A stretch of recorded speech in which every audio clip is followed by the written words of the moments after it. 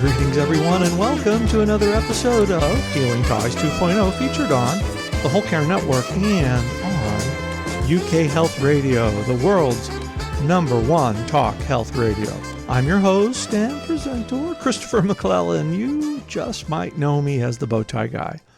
Our guest for this episode of Healing Ties 2.0 is award-winning author Trish Laub. Trish's expertise is derived from the full-time care of her parents, one with Alzheimer's and one with stage 4 cancer, for whom she delivered the care and end-of-life wishes they desired. Her award-winning Comfort in Their Journey book series provides the clear, concise, and easily accessible information she wished had been available to her on her care journey with her parents. Let's enjoy a cup of comfort with Trish, and I'll see you on the other side of the show.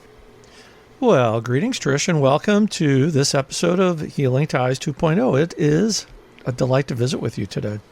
Well, it's an honor to be here, so thank you for inviting me. You know, what's so fun about this vast network of caregivers is you get to meet people, in most cases, who you wouldn't really have that opportunity, because we met through two mutual friends who I had just recently met. And here we are, long-lost friends after, a couple of months. Right. That is one of the best parts of this. It is. But, you know, as I'm prone to do with all my guests, Trish, how are you creating Healing Ties? Okay. I kind of start at the delivery of that. I create Healing Ties by working with people like you, networking and referring people to the person I think they might be the best fit with. But, I came from 2.5 years of overseeing and managing the daily care and the medical care, and being in the trench as a real hands-on caregiver. I managed a care team, an in-home care team of 9 people on the schedule in a week, and was the designated substitute as well. And that care was for my dad, who lived with Alzheimer's likely 20 years, and my mom, who was diagnosed with stage 4 cancer, colon cancer, and lived another couple of years. And to kind of give you a little snippet of that, my family was super healthy. We didn't spend any time in hospitals. I think my mom had her gallbladder out once. My dad had some angioplasty or something like that. So when all of this kind of blew up into medical crisis, we were prepared in one way. My parents had done some planning, but for going into the medical system and the care systems, we didn't have a clue. I mean, we didn't even know what a hospitalist was, and they'd been around a while. We just didn't have that experience. And so we were kind of clueless, to say the least. We were, skilled at researching things, but we had to spend a lot. And when I say we, it was my mom caring for my dad, and then my sisters and I caring for both of them. I didn't do this solo by any means, but we had to do a lot of research, and we amassed an incredible amount of information. Sometimes we would, when we were in crisis, one of my sisters or I would do a 36-hour shift, go home and research for 8 more hours, because we had to teach ourselves. And I found that there were a couple challenges in particular, and these are ways I'm hoping to help people with Healing Ties, is that, first of all, I think caregiving is very unique in the sense that it really requires you go into multiple arenas, and that's, medical care, legal, insurance, sometimes long-term care, different arenas, and each of them has its own language. And so exactly, we were struggling to learn the lexicon that belonged to each of them. And I think the second thing was that I didn't learn until my journey with my parents, and I've had journeys with other people as well, but my initial one was with my parents, that somebody said to me once, well, there's thousands of books and hundreds of organizations. Well, that's lovely. But number one, I didn't have time to find them. Number two, I didn't have time to find them and sort through and find out which one had the answers I needed. And I needed easily accessible, quickly accessible, actionable information. So, and I'm happy to go into more detail on any of this, but to make a very long story short, after my parents passed, people started asking me to do one of two things: write books or do what I had done for my parents for their family. So as you can imagine, the ones who asked me to do it for their family, I'm like, no. I'm still way too tired. A couple books on a different topic, and I knew what that required. And To make a long story short, one day I just realized I couldn't throw everything we had learned away. And I recognized Right. that one of my sisters in particular and I have kind of specialized skill sets that allow us to research stuff pretty quickly.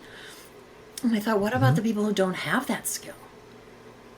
What are they going to do? How are they going to find the answers? I mean, I would walk into a hospital, a doctor would look at me and ask a life and death question and expect an answer in a half an hour. So the bottom line is, how am I making healing ties? I wrote a 3-book series called "It's a Comfort and Journey" is my business, and it's a Comfort and Journey book series. I'm happy to go into that, what those are later. And I go out and work with people based on the content in those books. For me, the books are reference books so that somebody can go in. I had my closest friend called me one day a couple of years ago, and she said, my husband just came home with oxygen. I said, page 264, book 3, just read 2 paragraphs, that's it. So I know that was kind of a Very rambling good. explanation, but my connecting with Healing Ties is to put information out there, easily accessible, to be available to Right. people, to help them learn what you need to thrive instead of just barely hang on and survive through the process. Because you can thrive through the process. You can thrive through the process with the proper tools and the Mm-hmm. proper comfort in your journey, Yeah. because we're all we're in after caregiving per se, but we're still involved because we've been in the trenches. We understand, and we want to share our experiences, and that's kind of what we do here in the Whole Care Network, because we believe it's through story sharing where diversity meets the road to collaborate on a common cause. And that's why it's so fun to connect with other caregivers, because we can share this vital information. And if we know that we're just, even if we know we're hitting just one person, we're helping one Right. person, there's some benefit to that. Absolutely. And I think I just had this epiphany while you were talking. I think there's so much value, of course, storytelling. That's something that supports entire cultures, and it's been a little weak in our culture lately. But I think it's coming back, and Right. that's the way you connect with somebody. And I think it's also, I just realized, it's people like you and me and Judy and Susie all standing up saying, we've done this. We've seen this. We've helped people do this. It's going to be okay. There's a whole army of people standing there. This is what I didn't realize. There's a whole army of people out there standing there, just waiting to shore people Right. up. Put their hands out, on their back, their shoulder blades, and just hold them there steady and let them know they're okay. And it's really quite a remarkable thing. It's not unlike any other industry, if that's what you want to call it, that I've worked in. People are really just there to help. Exactly, because that industry per se usually happens. You get introduced to the industry Mm-hmm. in the middle of a crisis, Absolutely. an emergency. And I've not, my listeners are going to say, he's going to say it again, but I am going to say it again because I probably haven't said it to you. I've not, met one person that's had caregiving on their bucket list of things to do in life. Amen. Amen. But I have to preface that because I did get I got a note from a listener not too long ago, within the last couple of weeks, and he said, I know you use a lot of mantras on your podcast, but I want you to know that I selected caregiving because my partner, my spouse, was ill before, as we were courting each other. So let's put a whole that's for a topic Yeah. for another podcast. But there are some people that do select it, yes, but for the most part, caregiving happens because of a unplanned, an unfortunate accident or an untimely diagnosis, and you're thrust into this, trying to find all this information when you're in an emotional dither. And I so agree with you. I always knew that if my parents ever needed care, I wanted to provide them. It was a choice for me to do that. Right. Now, my preference for them would have been that they simply went to sleep one day. Not so that I didn't have to do the caregiving, but so that they didn't have to go through what they went through. So was it on my bucket list? No. Was it a choice? Yeah. Did I go into that happily to do that? Of course, but it wasn't on my bucket list. Right. It wasn't something that you planned to research No. before it happened. No, and I think there's so many times in life where people say, plan for this or plan for that, and we don't. Well, this is one of them. But I will qualify it too. This I is one think, of them. caregiving, like everything else, is figure-outable. And, I know that's not my word, that's Marie Forleo's word, but, it is figure-outable. If we can just stay present and respond instead of react, which is tough when you're in crisis, but, it's doable. Right. It's not it's not rocket science. Thankfully, because I don't do that. Oh my gosh, we talk the same Not lingo. my It's amazing. wheelhouse. Right. It's just like in anything else in life, when emotions get tangled up in the decision-making process, and then you're dealing with unfamiliar professions per se. That's when that's why we do these shows. That's why we advocate after caregiving is over, because we understand. Absolutely. It's so true. So I'd like to hear a little bit about your books, and I want to be comforted in my journey too. All right. So the books are kind of interesting, at least from my perspective in writing them, because I initially envisioned 2 books. One would be kind of about my experience with my dad and Alzheimer's, and one would be the care side. Mm-hmm. Well, it popped into 3 because I realized that some people enter the arena at facing end of life for someone. They don't need the care piece per se. Right. They're already looking at the end of life. And some people need the care piece. Right. And then, so the books are reference books, and they've got an incredibly detailed table of contents. So you can get in, you can read. My goal was to have a chapter be a couple pages, 2-3 pages. Some are a little bit longer because that's just the way it went. But they're easy access. Right. And there's story woven in, because I think story gives credence to why my family made certain choices, and I'm sharing our choices. That doesn't mean there's somebody else's choices, but it shows the rationale behind a choice and why someone else might make a different choice. And so the first book that I actually started writing was the one about my dad and Alzheimer's, and it's kind of, I would look at it this way: there's the end of life and the care books, and the Alzheimer's / dementia book kind of sits on top. It's an extra layer of, if this is what you're dealing with, this is what happens. But the book is called A Most Meaningful Life, My Dad and Alzheimer's. And I chose to write it because I feel our experience with Alzheimer's was very different than most. So let me just share this with you quickly. When I launched this business, I sent an email out to friends. And I got 2 handwritten notes back. In this day and age, I got handwritten notes. Both of them said, now remember, my mom had stage 4 cancer. Both of them said, "I'm sorry your dad had Alzheimer's." And honestly, I held it, I read it, and I didn't know how to respond. So I put it down and I moved on, and I got the second one. And one day I realized, I'm not sorry my dad had Alzheimer's. He lived successfully, he lived a meaningful life for probably 20 years with it. The last time my dad was conscious, 4 days before he passed, he said something of specific meaning to each of my sisters and I and my mom. I think that's success. We remained engaged. He remained engaged with us. Did it take a lot of work? Yes. Did we know what we were doing? Not really. We trusted ourselves. But I wanted to say to people that if it can happen for one family, it can happen for another. It may not be able to happen for everybody, or a piece of what we got. So that was really the catalyst to everything. Then I wrote Peaceful Endings, Guiding the Walk to the End of Life and Beyond. And it goes into everything from pre-planning for end of life, through actual transition and what that's like, through estate settlement. And it's pretty, I'm a bullet point kind of girl. Right. And so it's pretty bullet pointed. But it tells people what it's like, because people are afraid to ask. Our country denies death. There's something about our Western culture that we just don't. we just No. don't have these conversations. I was fortunate with Richard. Yeah. I knew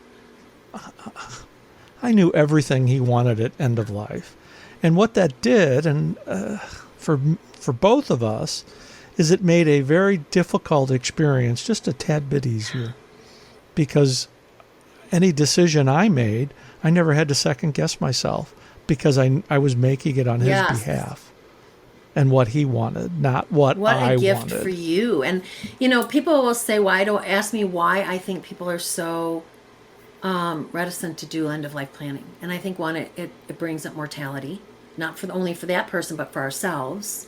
Nobody likes to look at that. But I tell Right. them, what if you reframed it as the greatest gift that person could give their survivors? Their survivors don't have to stand there and guess. Goodness gracious, St. Ignatius. It is the Yes. biggest gift. Just do it young and then modify at those milestones. And that's always there for someone who's going to have to make choices that are difficult at best. And if you've already outlined it, it's not that hard. I mean, it's hard emotionally, but yeah. It's not that hard. And you talk about death in our culture. Think about what we do when we bring a soul into the planet. We celebrate. We do gender reveals. We do water births. We do doulas. We do all of these things. And then, oh my gosh, this baby's born and everybody brings food over to the family and all these things. We don't even talk about what happens when the soul leaves.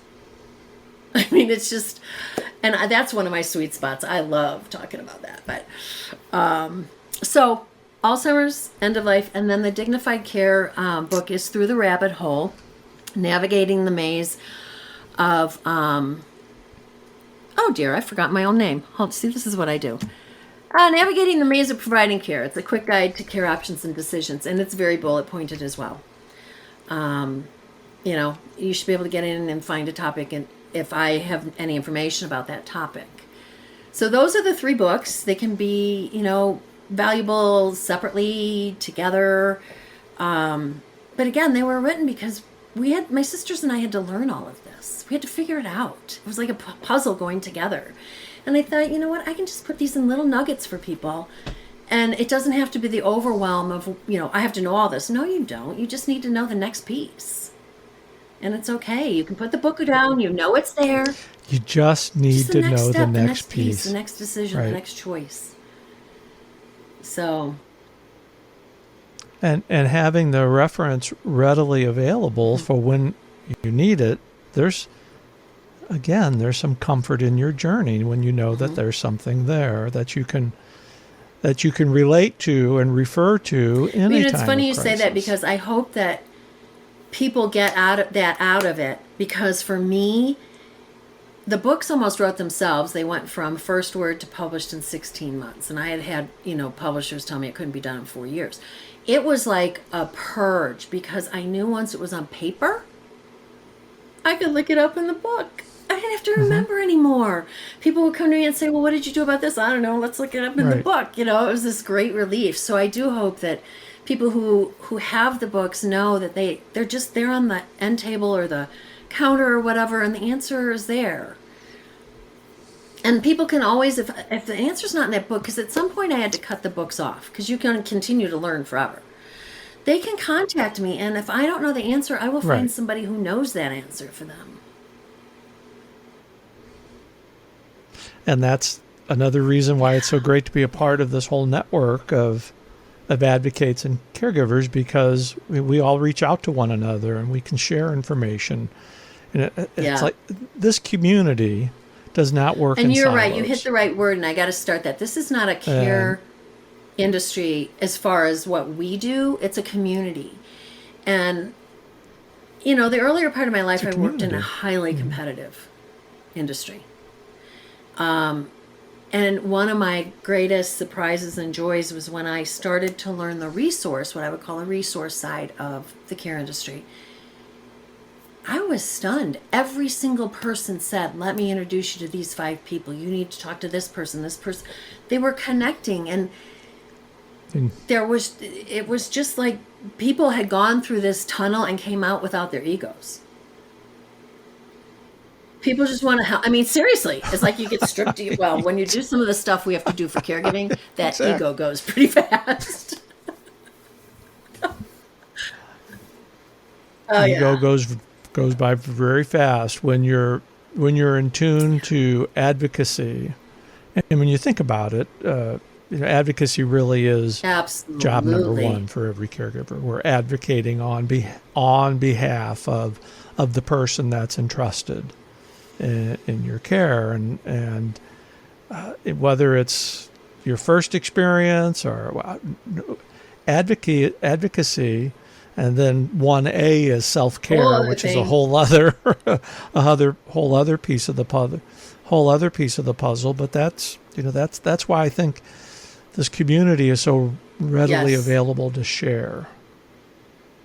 And every once in a while you come across somebody that has their silo up, but then you just know that you just kind of move on because there's another person down the road that you can reach out to that can provide that critical information that I think that's particular an important situation important needs. thing you just said. And I'll use an analogy here. I teach a dance movement based fitness class. And I would say, in my experience of other classes, modalities, this one is really, really susceptible to the class being different based on each teacher. There's a lot of energy work in it. So people come to my class and I say, try my class 3 times. And if you are not happy with it, if it's not a good fit, come to me and I'll help you find a good fit. And so I think for, people listening to your show, in all aspects of care, whether it's in-home healthcare person that comes in, an RN, a hospice person, anybody on your team, it is incredibly important that it be a good fit. And, I think people are hesitant to say, well, this isn't a good fit because they don't know if they can find a replacement. Well, call any one of us. We'll help you find the right fit. Yeah, because they're out there. We'll It's help you like a radio find. station. Sure. There's many different shows on that dial. You have a show, I have a show. I mean, Susie does. I am not the end all to everybody. I'm not everybody's cup of tea. And so I am happy to help them find the radio station, literally and figuratively, that's their fit. Right. The analogy is spot on because not we might like a channel, but we're not going to like all the shows on that channel. But that doesn't mean we don't tell anybody to Yeah. watch or listen to that channel because they could be informed about everybody personalities. People connect for Absolutely. different reasons, and the important thing is to get the information out so that people can find comfort in their journey. I'm just loving that. How come finding comfort in their journey? That is spot on. So, but I want to come back to something, and I want to make sure I heard this correctly, and maybe if not, I'm sure I'll be corrected. But that's Usually not okay that too. picky, but okay.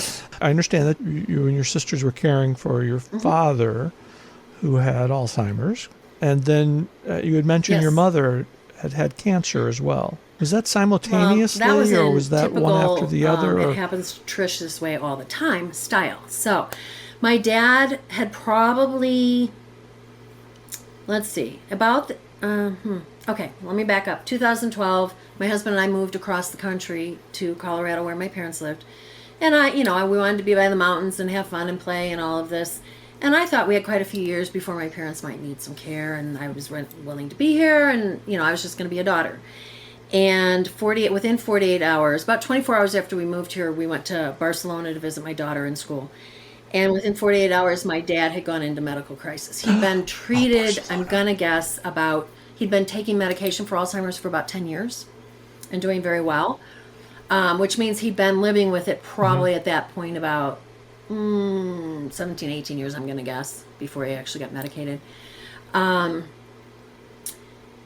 he went into medical crisis, and a 5-day skilled rehab stay turned into 63 days of 24/7 sheer hell. It was our introduction to patient advocacy. He was mismedicated, over-medicated. He was literally legally kidnapped, and he the place he was in actually committed fraud based on his records. So yeah, it was a special boom. So okay, we did that for 63 days, and then my dad wanted to go up to a place that my parents had in the mountains, and one sister and I did 24/7, tagged in 7 days, no sleep, tagged out, went home. for 10 weeks. And then I suggested to my mom that possibly it was time. My mom had taken care of my dad for 9 years, overseen it 9-10 years of medication. Didn't want the daughters. She's like, no, that's my responsibility. Wow. I can do it myself. My mom's, I can do it myself. super strong I don't need woman. any help. And then we said, well, not for you, but for us, could we have somebody come in and help with Dad? And she went for that. Well, 4 months later, we had made Christmas cookies as a family, the females, and she was fine. And 30 hours later, she was in the hospital. It was somewhere, and I'd have to look up, between 8 and 14 life-threatening things overnight. And so from that point, my dad we'd been like kind of in medical heightened care crisis for 6 months. She went into it. She wasn't diagnosed at first. They honestly, they missed the diagnosis then. So it was about 6 months later that they caught the diagnosis with my mom. But prior to my mom being diagnosed, we had 2 24-hour caregivers. One did 4 days a week, one did 3. Lived there, so if my dad got up in the night, my mom could get some sleep, kind of just overseeing, plus helping my mom. My dad's Right. Challenges were cognitive, and my mom's were physical. Her last day on earth, she was sharper than I will ever be, mentally. But arthritis, she'd used her body well. And so, we could get the caregivers in there to help Dad, but also make some meals and help my mom with the physical stuff. So, yeah, absolutely. Kind of on the side without her really realizing. My dad lived another 9 months or so from that point. From the time my mom went into medical crisis, it was about another 2 years, maybe. But yeah, we had them both in crisis at the same time. So we actually ran 2 24 caregivers, and then we ran 2 12-hour shifts. So we always had 2 24-hour schedules going, which was a little crazy. So it was a little crazy. So Yes. you were dealing with dual caregiving situations. One with your father with Alzheimer's, and your mother with cancer. And I'd be interested to know, from your perspective, obviously, what were the similarities and what were the differences from caring for somebody with different with my dad with diagnoses? Alzheimer's, it was cognitive. Physically, it was pretty capable.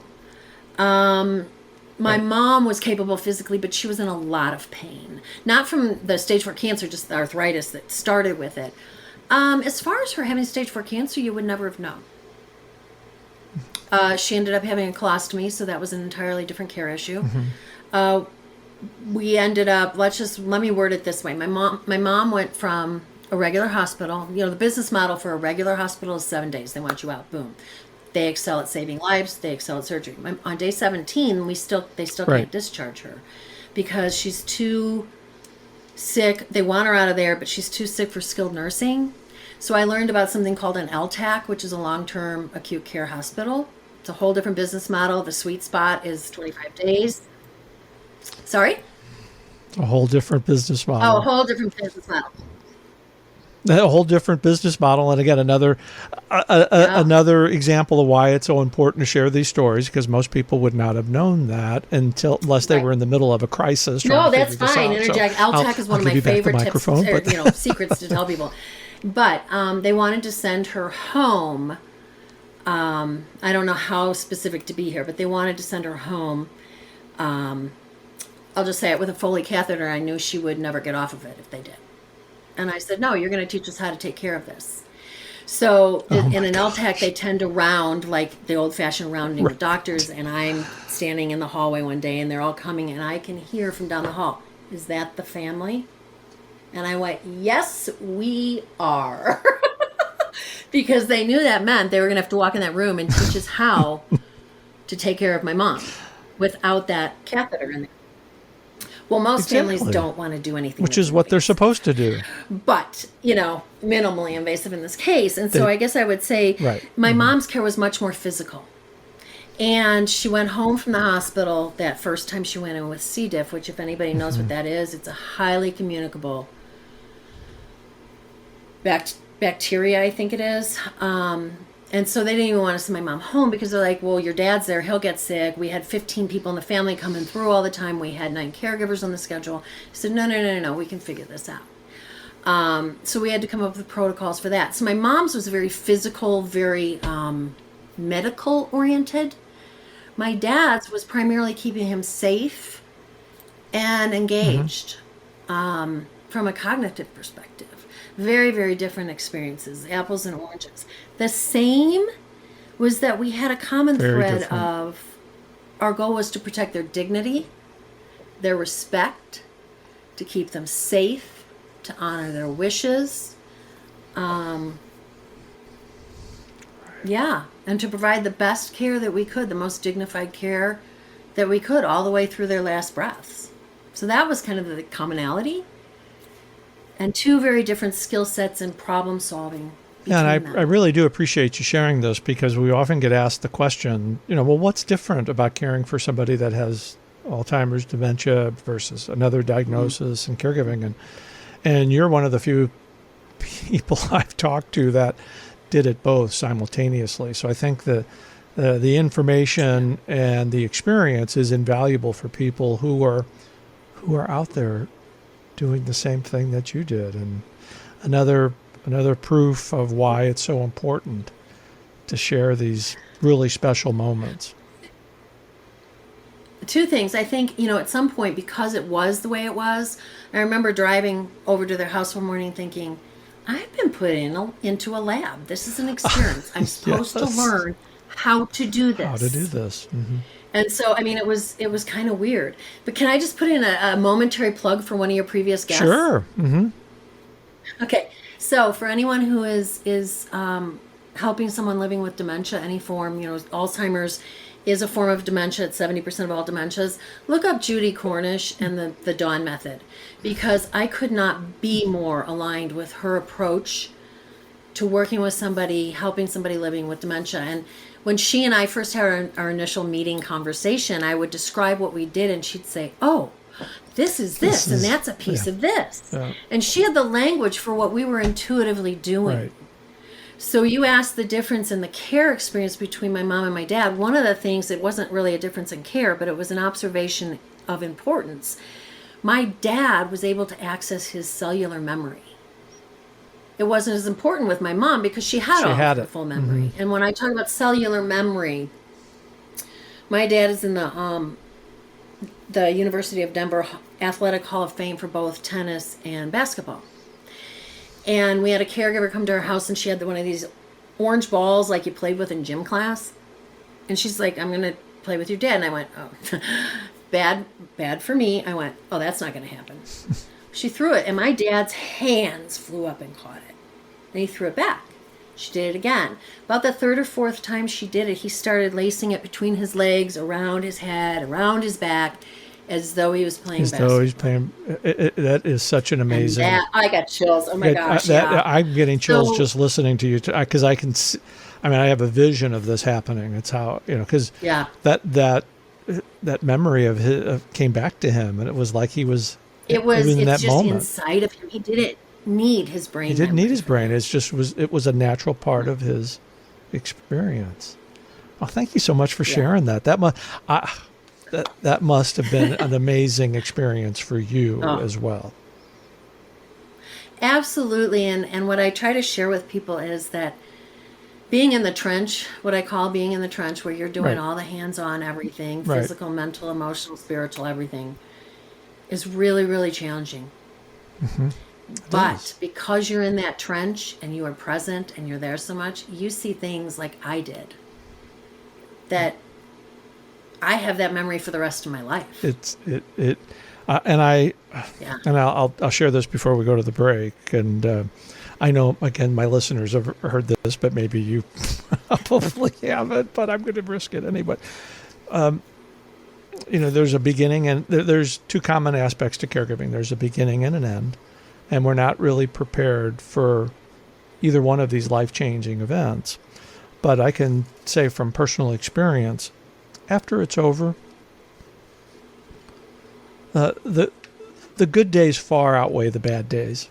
It's just that those bad days were so intense while you're in the middle of it. And that's why when it ends, and it does end for everybody, you'll cherish these special memories.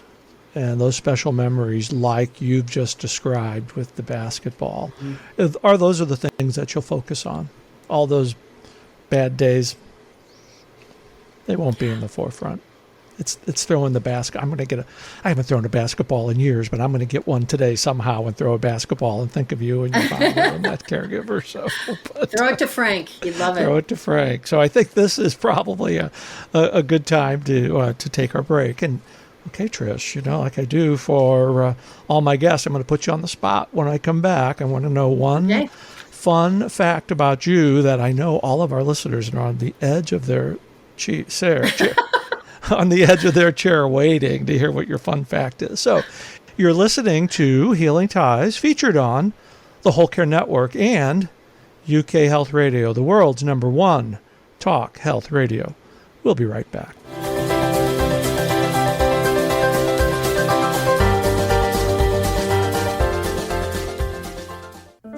Hey, it's Christopher McClellan, and you know me as the Bowtie Guy.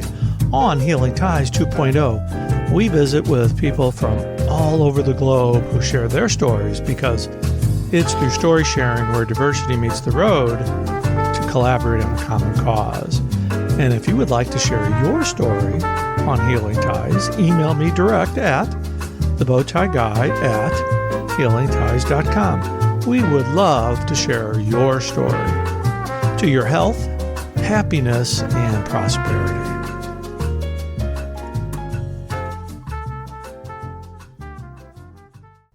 Coming up next week on Healing Ties. I went into medicine in the first place for my own healing, to make sense of my experiences as a patient, to work with what had happened, with what I had experienced, and also to parlay that into, helping others. In fact, trying not to separate the two, seeing the overlap between helping oneself and helping others. That was the sort of the zone I was looking for, and that took me into medicine, which then took me into hospice and palliative medicine very specifically. Join us next week for a wonderful and delightful conversation with Dr. B.J. Miller from Mental Health. From caregiver to care receiver to palliative care doctor, this is a story you don't want to miss. Right here on Healing Ties 2.0.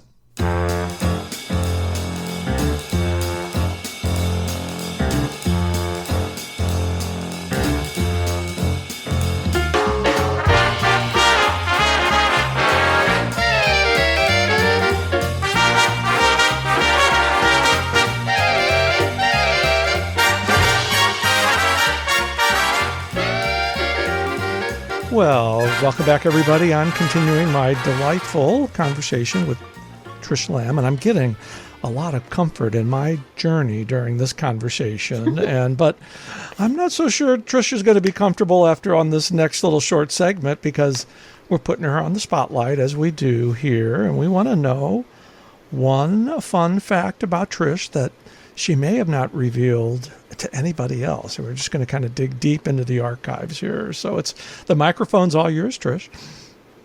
Okay, well, I think the most fun fact, I've got a couple, but I think the most fun is that one of my nicknames, which tells you somebody else knows this, is Sharpie. And that's because my dad named the Sharpie pen. Oh, now we got to dig into this a little bit more. Your dad named the Sharpie pen? Yeah. Mm-hmm. Okay, now, pray tell, please. Well, my dad worked for a company called Sanford, which is still in business. And during his time, he did sales, but he also worked in the factory, and he worked with the guys in R&D. And and I don't know if you guys remember, I don't know if they were actually named this. They were smelly markers, is what everybody called them. And they were different colors. They were smelly markers. And they had the scent, right? So I'll get to the Sharpie, but one night my dad brought those home, and we sat at the dinner table smelling them, the licorice and the grape and all of that stuff, because he would get prototypes. And he'd say, "What do you think, girls?" And then he had gone to Japan to research what became crepas here. They were almost like oil pastels. Right. So he went over there, but he happened to be looking into the Sharpies, and they were looking for a name. He was up in R&D, and they were looking for a name. He goes, "It's a Sharpie." So Now, isn't that a wonderful fun fact? isn't that a bizarre thing? I have a Sharpie right next to me, by the way, Everybody has a Sharpie. Everybody has a Sharpie. So, see, I just love doing these because usually our first segment can get kind of intense and personal, and then to get a fun fact, a Sharpie. I'll always look at Sharpies differently now. So that's I appreciate you. I appreciate you sharing that. Yeah. But goodness, one thing that we have not talked about is your radio show, A Cup of Comfort. Right. I started in November doing A Cup of Comfort, care hero topics that nobody wants to talk about. And by that I mean death. Nobody wants to talk about it. What is it like when somebody passes? What's the difference in terminology between passes and dying and transitions and things like that? I love talking about that. So that's what it means, care hero topics that nobody wants to talk about. Questions that people don't want to ask. They're embarrassed. Right. There's nothing to be embarrassed about. This is life. It's not going to happen to me. I'm not going to have to worry about it. No. Well, I know one thing for sure. We all go through it. We all Nobody go gets through out it. alive. Right. So we talk about any care hero topic. Today, I had a guest on that was talking about self-care, and it's such a loaded topic. The term is so loaded. It is very loaded. It is. I mean, you could What do you mean self-care? I'm too busy caring for somebody else. I can't take care of myself. It's selfish. Yeah. It's selfish. The bottom line is it's self-love, and it can be done in 3 seconds. And right. so, that's A Cup of Comfort, and I have had a lot of fun doing that. It's on twice a month, and people can find out information on the Care Hero radio page of my website, which is Trish Laub, Laub as in boy.com. So thank you for asking. And it's just another station on the radio. People can tune into that or tune into everybody. I mean, there's just so many options out there for people, and mine is just one flavor. And it's just one flavor and one beautiful cup. Yeah, one beautiful cup. And I'd be remiss if I didn't tell our listeners that I'm really thrilled that you've joined the Whole Care Network as well, and your landing page is up and running. We're still in beta, but your page is actually one of the, I'm going to get in trouble for saying this with some of the other folks, but your page is one of the best. So I had good guidance from you. But no, we really appreciate you being a part and sharing your journey, because we're not in silos. We're sharing vital information for people, can be comfort in their journey. Absolutely. Couldn't agree more. Yeah. So if you had a magic wand and you wanted to spread your comfort, a message of comfort to folks who are listening today, what would that be? My message of comfort.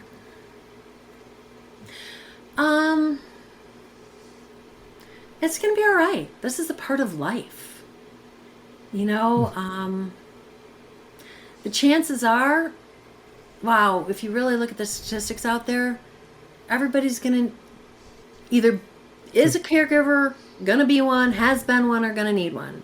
That's Rosalind Carter's very poorly That's Rosalind Carter, yeah. It is very poorly stated, not in the right order, but you get the gist of it. But we get the gist of it, that's right. Mm-hmm. Here's what I would say. Embrace it. Embrace it. Mm-hmm. I think that providing care for another person is the opportunity of a lifetime. Now, not everybody wants to take that opportunity, but the opportunity is here. Right. It is to step in and find out exactly what you are made out of, exactly how strong you are, exactly how capable you are of staying in your lane and staying focused. And if you do that and you do your best, there's nothing you can't do, and you will not have regrets at the end. So I guess that's my cup of comfort for people, or my, comfort in their journey. Just Yeah. I'm feeling the comfort right now because I think we would both agree there's no greater honor bestowed on us than to be entrusted in the care of somebody else, especially at the time when life transitions. Absolutely. It is an honor, and it is a privilege of a magnitude. I don't know that, I would say that it's pretty close to bringing a life into the world, but this is magnitudes greater because it's just, there's a lifetime of energy and experience with that. Right. But there's no Providing greater happy honor or sunsets. privilege than to provide comfort to that person as they're leaving our plane. Boy, do we Probably connect. no greater responsibility too. And Exactly. I want to qualify this. Not everybody can step into that, and that's not a shortcoming. It's People not a have shortcoming. different skill sets. I would, if you told me 10 years ago my wheelhouse was going to be dementia, care, and end of life, I would have looked at you and said, "Are you joking me?" But that is my wheelhouse. Be cognizant of what you like to do and what you can do, and it's okay to say that you can't do something. Absolutely. What's kind of not okay is to commit to something and not do it Have your heart because in you're it. uncomfortable with it.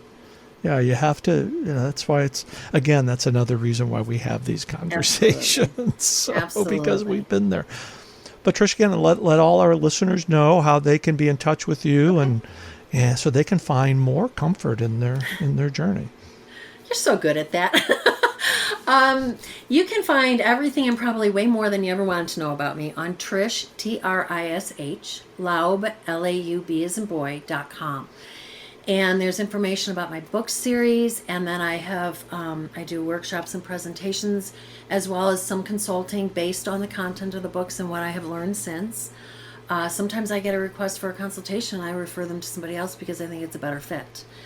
As you so graciously mentioned, there's a Care Hero Radio page on my website, and there's also a membership site that allows people to go in and have access to all the content of the books, every article I've written, pretty much anything I've said and done, and it's searchable, which I think is another, quick access key for people. But there's, you can go on the website on the for the media page and read a sample chapter if you want to see what the book is like, see the table of contents. And also you can contact me, and I have helped a lot of people. They've just gotten to me with a quick question. "Oh my gosh, I'm drowning. I don't know what to do about this. Can you help me?" Sure. I can take a few minutes and point you in the right direction. And I should say the work that I do is certainly not meant to be the end all to everything. I don't know what your circumstances are. I don't know what your constraints are, what your limitations, what your abilities are. But what I can do is point you in the right direction. So that's kind of what I do. Trish, with the great work that you're doing and the comfort that you're providing in people's journeys, you are certainly someone who's creating healing ties all around us. And I can't thank you enough for joining me today. And I am just looking forward to collaborating with you on more episodes of Healing Ties in the future. So thanks again. Oh, my pleasure, and thanks go to you. So it's always so fun to talk with you. I just love it when caregivers share their story to help other caregivers, just like Trish has. And I know I enjoyed my cup of comfort today with Trish, and I hope you did too. And if you'd like to share your story on Healing Ties, email me direct at thebowtieguy@healingties.com. We would love to share your story on Healing Ties.